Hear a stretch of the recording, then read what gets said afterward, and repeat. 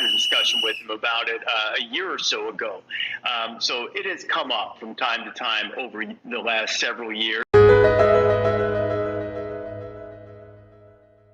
Well, we all saw it coming. Nick Saban, the greatest of all time, almost certainly. But we all saw it coming, and it came today. It's official. Nick Saban is retiring. Most coaches I've known, all of the pressures, all of the things that is demanded that are.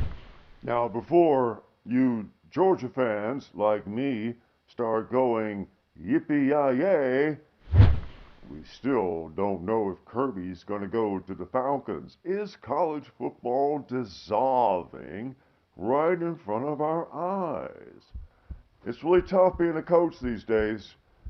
It's really tough being a college football coach these days.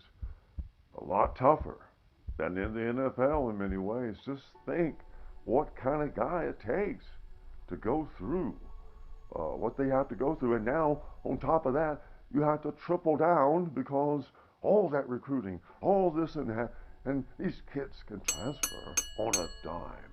Come on, Jay. And so when I woke up, I was confronted with the morning paper, and somewhere in that paper there was a picture of Kirby Smart handshaking with Arthur Blank, and he was holding a Falcon helmet. And I was going like, that's one way you could destroy football in the state of Georgia in one fell swoop. Wouldn't that be terrible? What would Georgia do if they had to change their coach? And we're still not even sure. I haven't actually got it confirmed. No one's put out a memo that Kirby is not going to the Falcons. Certainly he wouldn't be that erratic in his professional career. He can stay at Georgia as long as he wants for a measly $3 or $4 or $6 million. Arthur Blake's trying to give him $20 million a year or whatever, and he probably would still, his accountant would say, you better stick with what you got, Kirby. Because Kirby Smart wins because he has a pipeline to keep those rosters to be far and above anybody he's got to play. That's not going to happen in the NFL. Ever. But now Alabama must begin anew. They don't have to wait for a phone call from Arthur Blank to find out if they have a coach in the dynasty. I think it's official. The dynasty is over.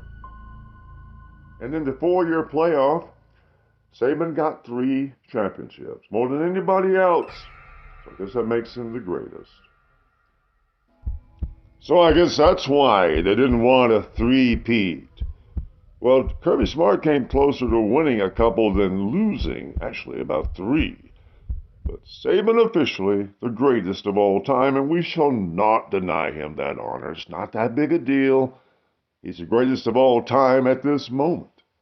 And maybe somebody else will come along one fine day.